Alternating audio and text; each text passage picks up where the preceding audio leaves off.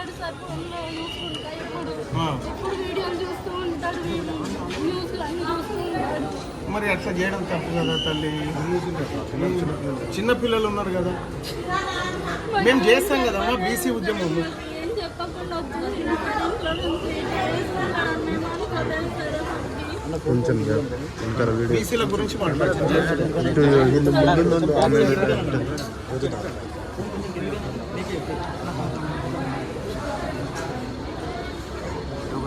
ఆయనకు ఆరోగ్యం బాగాలేదు కదమ్మా, ఎందుకు ఇట్లా చేసింది?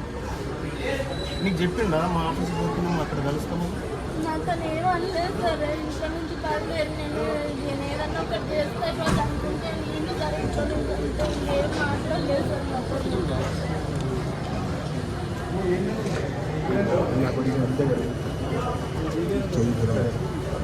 బీసీల గురించి మాట్లాడతాడా ఇంట్లో? మాట్లాడతాడు సార్, న్యూస్ వచ్చినప్పుడు మా కూడా కెమెరానే కదా ఆగే. మన ఆ రోజు ఆఫీస్కి వచ్చినప్పుడు న్యూస్ చూస్తున్నారనే ఇన్ఫర్మేషన్తోనే మన ఆఫీస్కి వచ్చిందంట, మీ దగ్గరకు వచ్చింది. ఇది అత్యంత బాధాకరమైన విషయం. సోదరి చెప్తా ఉంది, బీసీ ఉద్యమం గెలవాలి, బీసీలకు హక్కులు రావాలి.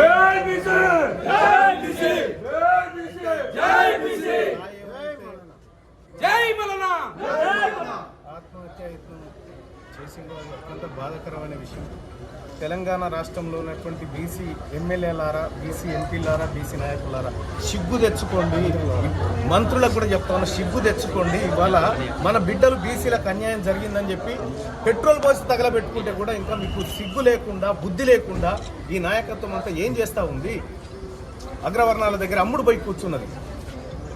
బీసీ ప్రజలారా ఎవరు కూడా దయచేసి ఇలాంటిది ఆత్మహత్య యత్నాలు చేయకండి. మేమున్నాం, మేము ఈ బీసీ ఉద్యమాన్ని నడిపిస్తాం. ఖచ్చితంగా బీసీలకు రావాల్సినటువంటి రిజర్వేషన్లు వస్తాయి, బీసీలకు రావాల్సినటువంటి అన్నీ వస్తాయని చెప్పి తెలియజేస్తా ఉన్నా. దయచేసి ఇలాంటి ఆత్మ బలిదానాలకు ఎవరు ఒడిగట్టొద్దు బీసీలని చెప్పి చెప్తా ఉన్నా. ఇది ఆత్మ బలిదానాల ఉద్యమం కాదు, ఇది ఎవరి ఒంట్లోంచి కూడా ఒక రక్తం చుక్క రాలకుండా చేసేటువంటి యుద్ధం. ఈ యుద్ధంలో ఖచ్చితంగా బీసీలారా నేను మనల్ని గెలిపిస్తా, మీరు కంగారు పడకండి, ఆందోళన పడకండి. ఇవాళ నేను మాట్లాడడం జరిగింది, ఆత్మహత్య యత్నం చేసినటువంటి సాయితో నేను మాట్లాడడం జరిగింది. ఎందుకు చేసినావు సాయి ఇట్లా అంటే, నిన్నటిదాకా శ్రీకాంతాచారి ఆ ఉద్యమం కోసం చేసిండు, నేను బీసీల ఉద్యమం కోసం చేసిన అన్న అని చెప్పి చెప్తా ఉన్నాడు. అన్న నాకు కొన్ని మంచినీళ్ళు ఇవ్వనా అని చెప్పి నన్ను ప్రాధేయపడతా ఉన్నాడు.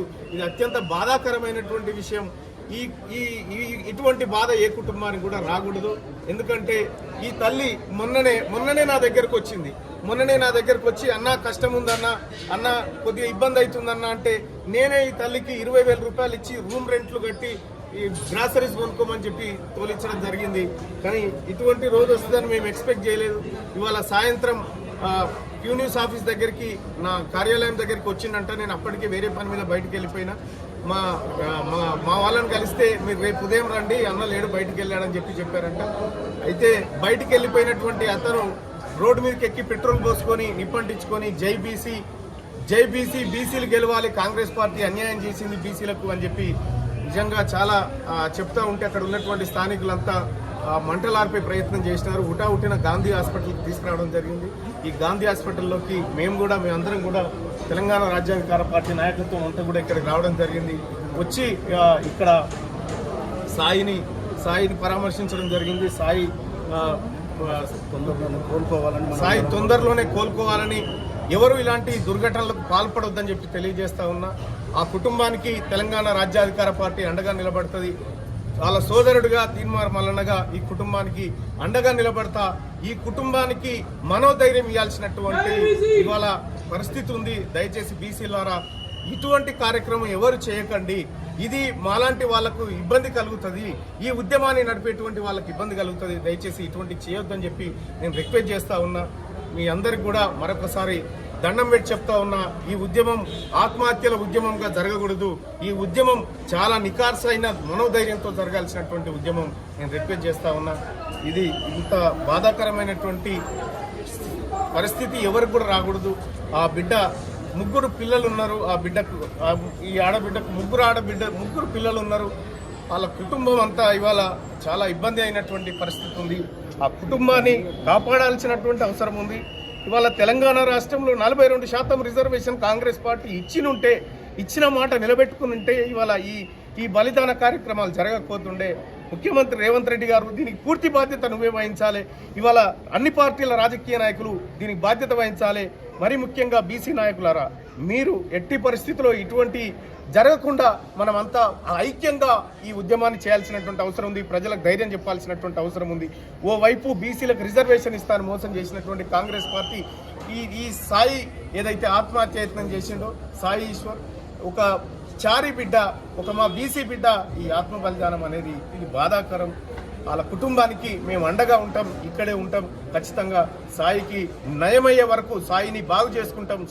సాయిని తిరిగి మామూలు మనిషిని చేసుకోవడానికి మేము ఇక్కడ కృషి చేస్తామని చెప్పి తెలియజేస్తా ఉన్నాం. పార్టీలో బీసీలకు న్యాయం చేస్తామనుకుంటే పార్టీలకు అంకితమైన వాళ్ళకి ఇట్లాంటి పిలుపునిస్తారు. వాళ్ళకి ఏమైనా సిగ్గు ఉండాలి కదా.